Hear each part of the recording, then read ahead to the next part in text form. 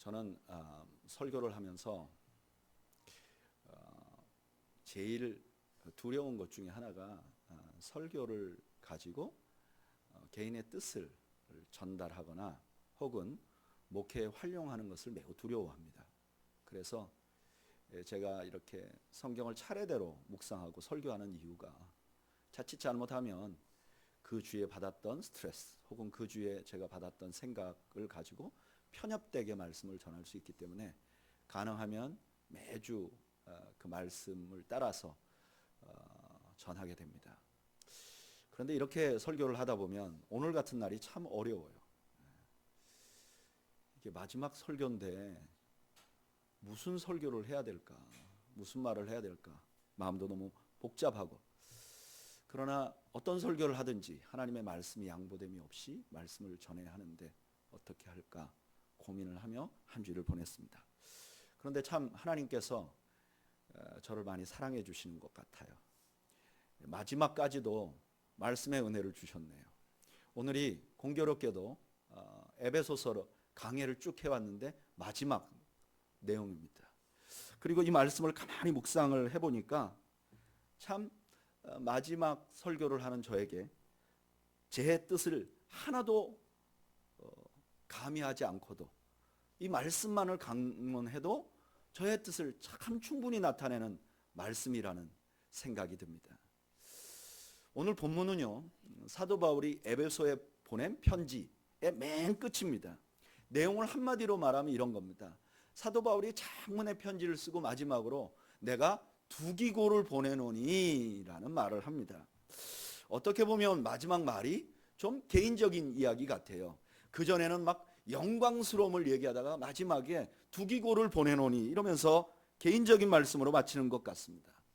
그런데 이 말씀을 조금만 더 자세하게 묵상을 해보면 이 말씀이 단순히 그냥 자기 개인적으로 두기고를 보낸다는 말이 아니고 바울이 가진 교회에 대한 깊은 애정과 또 철학과 또 마지막 당부를 하는 것을, 그런 내용이 담겨 있는 것을 우리가 알 수 있습니다. 오늘 본문은 바울의 어떤 마음을 담고 있는가 저희가 그 은혜를 나누면서 오늘 말씀을 나누려고 합니다. 저를 따라 하시죠. 첫째, 나는 절대로 교회를 포기할 수 없다. 여러분, 에베소 교회는요, 이방인들이 모여서 생긴 교회예요. 그래서 이 교회가 참 여러 가지 문제점이 있었습니다. 성경을 보면 이 에베소 교회는요, 많은 성도들이 과거에 이방인으로 살 때의 그 습관을 그대로 가지고 있었던 것을 알 수가 있어요. 그래서 이분들이 예전에 우상 숭배하던 모습 그대로 신앙생활을 하면서도 그대로 가지고 있어요. 또 뿐만 아니라 이 에베소 교회 사람들이 그냥 이렇게 모임을 하다 보니까 이게 교회와 사회 모임이 구분이 잘 안 됐어요. 이 교회라는 것이 얼마나 중요한지를 잊어버렸어요. 심지어 세월이 많이 흐르면서 에베소 교회가 교회의 가장 중요한 사랑을 잊어버렸어요. 서로 사랑하는 마음을 잊어버렸어요. 그러니까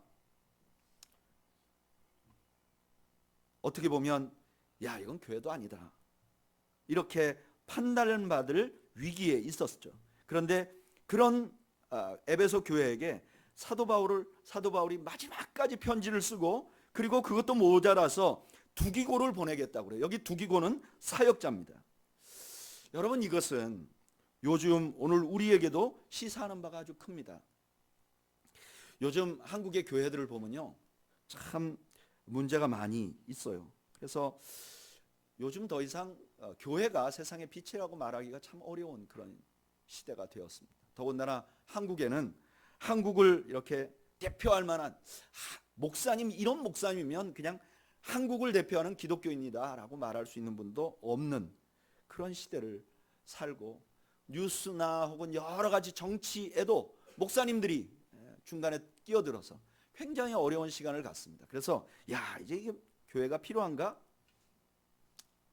교회가 지금 제 기능을 하는가? 그런데 사도 바울은 오늘 본문을 통해서 우리에게 이렇게 말합니다.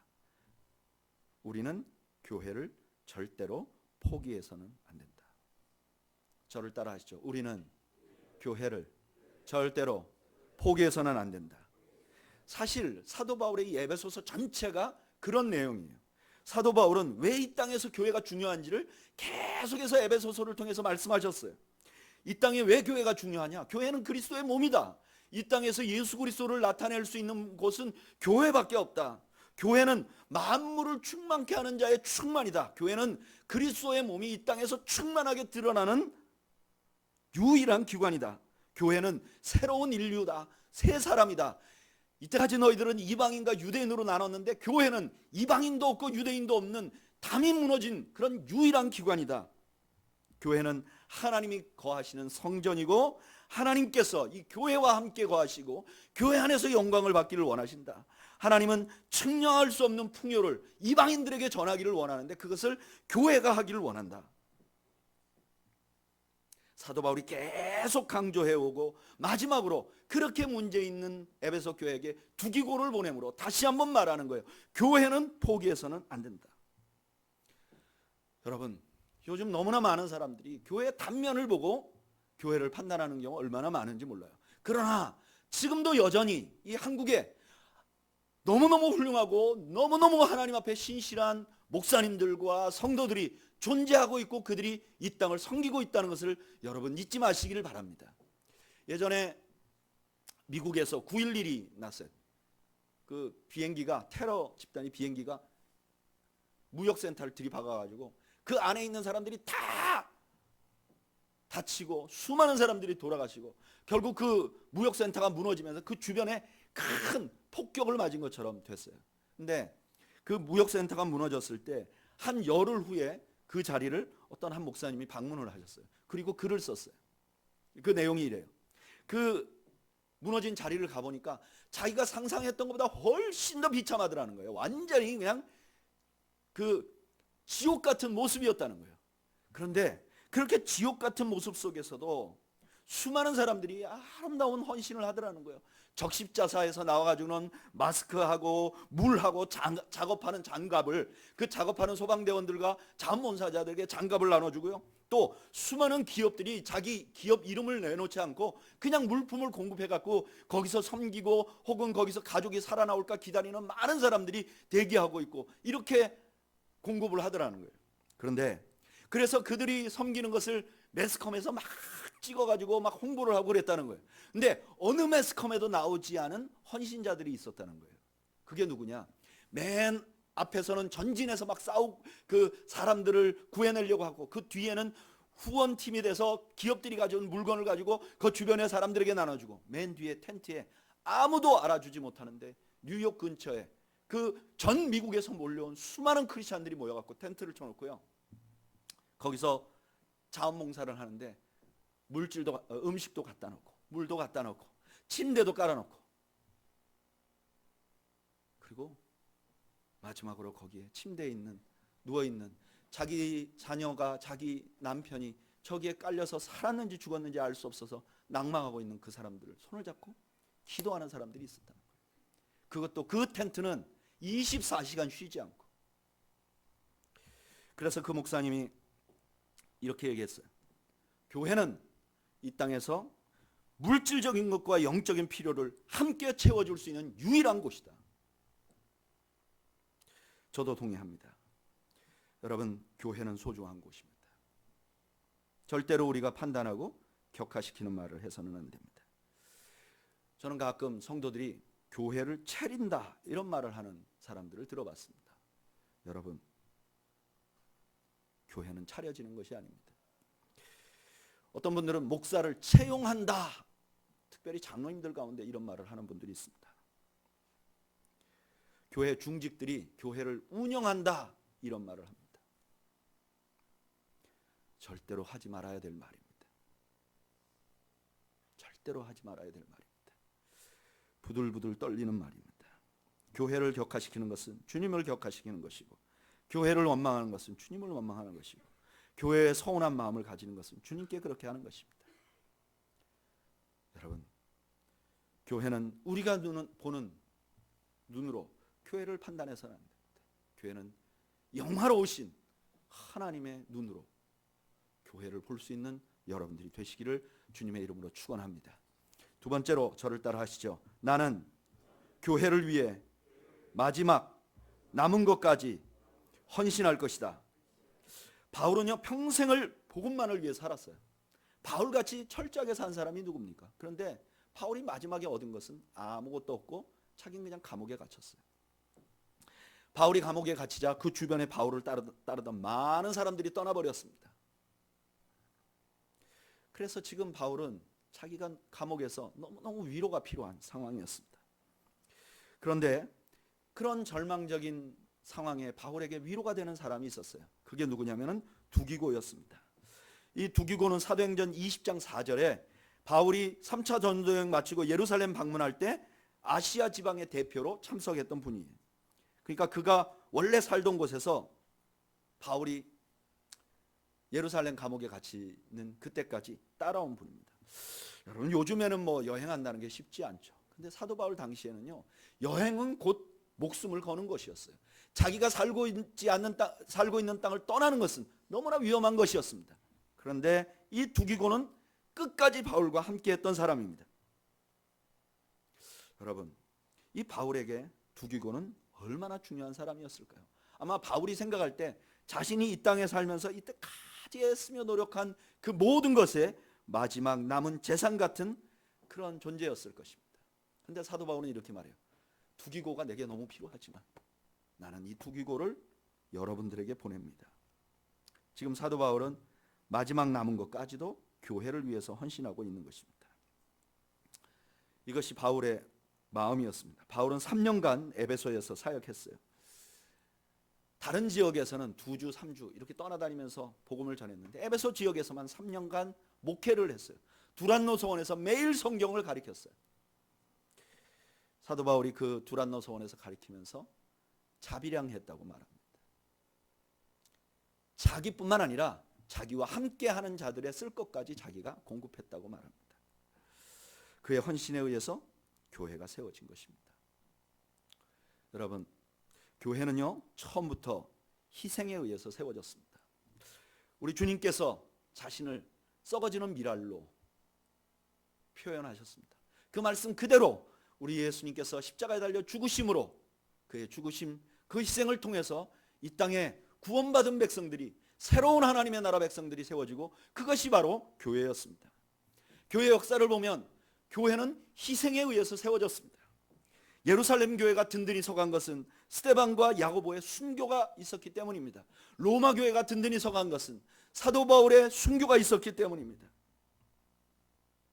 초대교회 교부인 터툴리아는 교회가 자라나는 씨앗은 바로 순교라고 말합니다. 여러분 교회가 헌신을 잊어버리면 희생을 잊어버리면 교회가 존재할 수 없습니다. 안타까운 것은 요즘에 교회에 손님은 많은데 헌신하고 희생하려는 분들이 없다는 것입니다. 어떤 목사님이 설교에 이런 우화를 얘기를 하더라고요. 어느 날 5만 원짜리와 만 원짜리와 1,000원짜리가 모였대요. 진짜 모이기는 했겠습니까? 그냥 모인 거죠. 모였는데 5만 원짜리가 이렇게 얘기를 하더랍니다. 야, 나는 주로 백화점에서 놀아. 그래 나머지 두가 우와 그럼 박수를 쳤다는 거예요. 그랬더니 만 원짜리가 야, 나는 주로 편의점에서 놀아. 그랬더니 또 와 그랬다는 거예요. 1,000원짜리가 탁 나오더니 한마디를 했는데 다 깜짝 놀랐다는 거예요. 뭐라 그랬겠어요? 야, 난 주로 교회에서 놀아 그랬다는 거예요.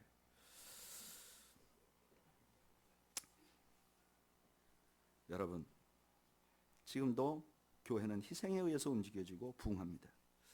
우리는 교회 역사를 한번 기억해 보죠. 여러분 우리는 교회가 지금 이렇게 모이니까 우리가 서로 괜찮아 보이잖아요. 우리 처음에 모였을 때 어땠나요?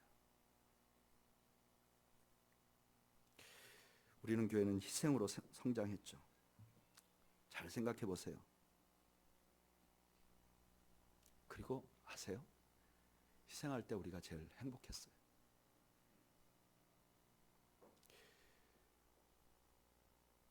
제가 지난주에 설교 마치고 마지막 얘기를 하면서 제가 이런 얘기를 한 기억이 납니다. 제가 이제까지 한 4개 교회에서 사역을 했어요. 그 중에 사역하면서 제일 해피하지 않은, 행복하지 않았던 교회는 매우 분명하게 나타났어요. 어느 교회인지. 근데 가장 행복했던 교회는 어디였는가? 제가 3개의 교회가 있는데 셋 다 매우 행복했던 교회였어요. 제 아내는 제가 산호세에서 처음 담임 목회했던 교회가 제일 행복했을 것이라고 생각했대요. 근데 저는 우리는 교회가 제일 행복했어요. 이런저런 이유를 말했는데 제가 지난주에 이 설교를 준비하면서 왜 행복했을까? 보니까 제가 최선을 다했어요. 제가 나머지 3 교회보다 우리는 교회 섬길 때 제가 제일 많이 희생했어요. 그리고도 항상 여러분들한테 미안해했어요. 제가 사임을 하고 정신을 차려보니까 나는 미안해할 일은 없었던 것 같아요. 제가 무슨 죄를 진 건 아니잖아요. 그죠?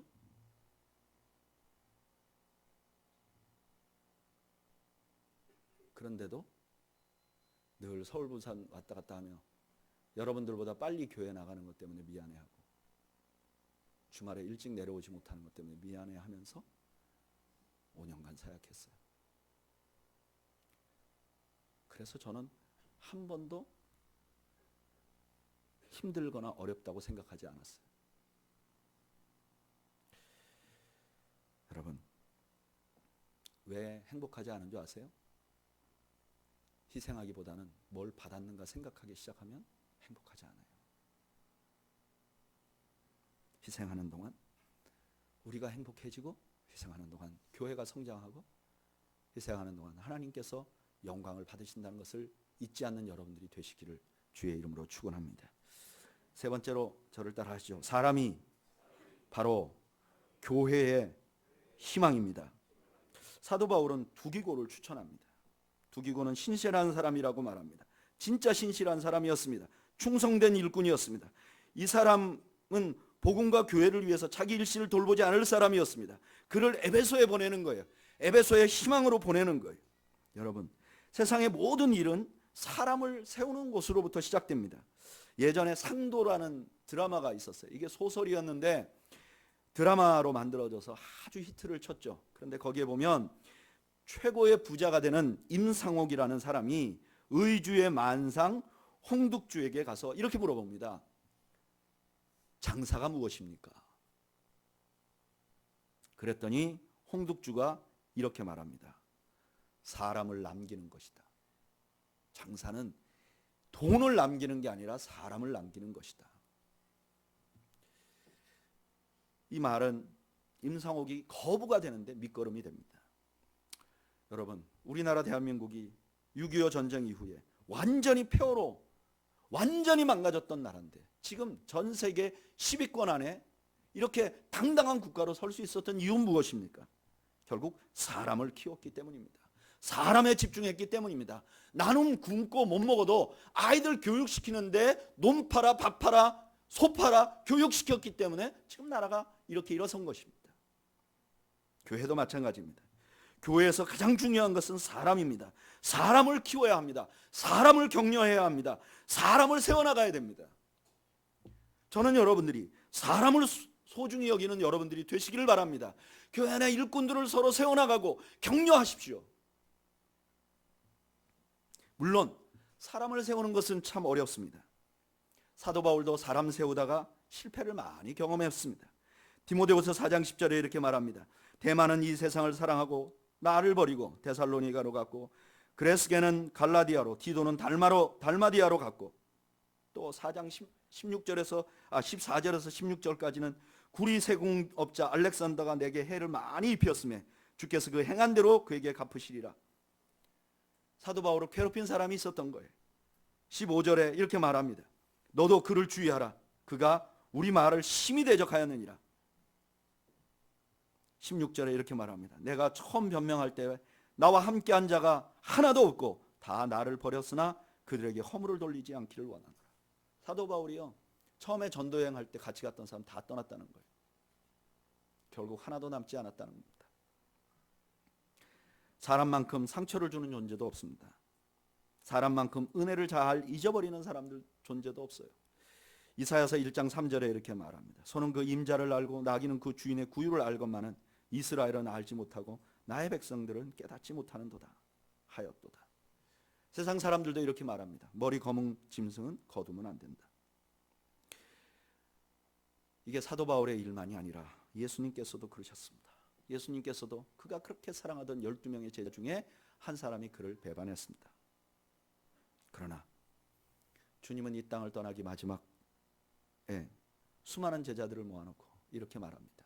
너희는 가서 모든 사람으로 제자를 삼아라. 너희는 가서 모든 사람으로 제자를 삼으라. 또다시 사람을 찾아가야 하고 사람으로 제자를 삼아야 한다고 가르치는 것입니다. 사도 바울은 사람들에게 이렇게 많이 상처를 받았는데도 마지막으로 그의 관심은 사람들 뿐이었습니다. 아까 말씀드렸던 디모데후서 4장 19절에서 21절에 이렇게 말합니다. 브리스가와 아굴라와 및 오네시모로의 집을 문안하라. 에라스도는 고린도에 머물러 있고 드로비모는 병들어 밀레도에 두었노니 너는 겨울 전에 어서 오라.